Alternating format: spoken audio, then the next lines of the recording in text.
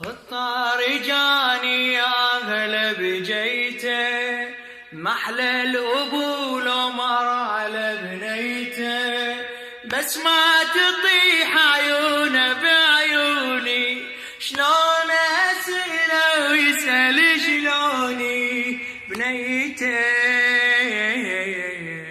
ضيفي بضيفي سير علي نسمع لمختلقه، جاني ووالي ما بين موش مصدقه ومصدقه،